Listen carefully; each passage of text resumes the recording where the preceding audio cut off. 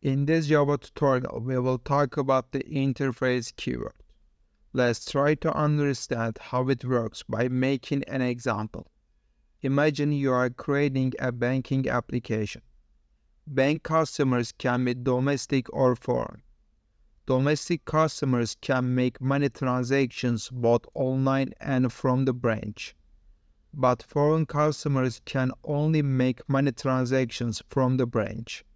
Let's start creating the template right away. I am creating a class for domestic customer. I am creating a class for foreign customer.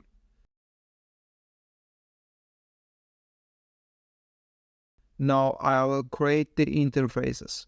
You will understand the purpose of using these interfaces in a moment.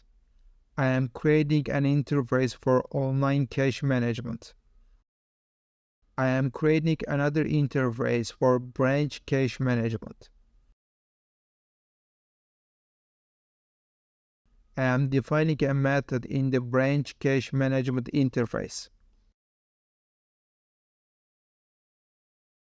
I am defining another method in the online cash management interface.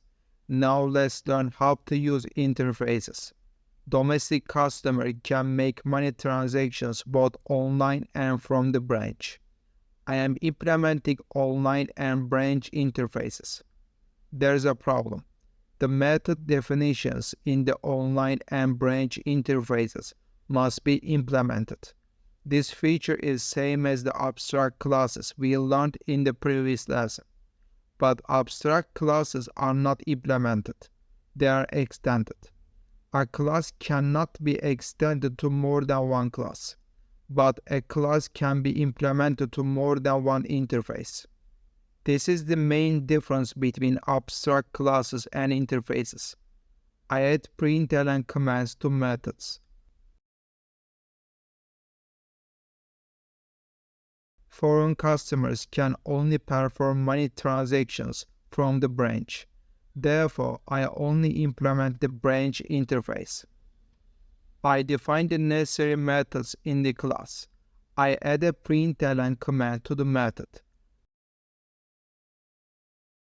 Now let's look at the final situation.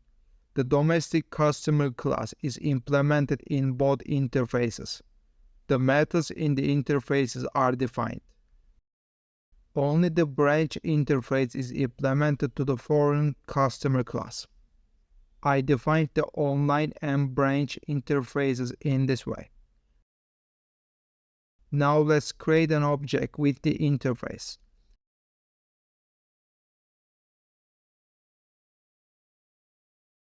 I can't create an object with the interface. This feature is also available in abstract classes. I create an object from the domestic customer class.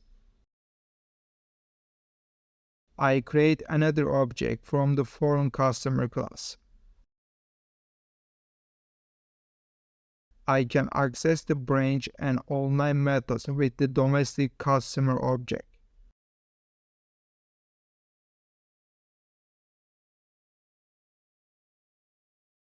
I can only access the branch method with the foreign customer object. For example, we want to change the banking application. Now foreign customers can only make money transactions online. I implement the online interface to the foreign customer class. I define the required method. I edit the method.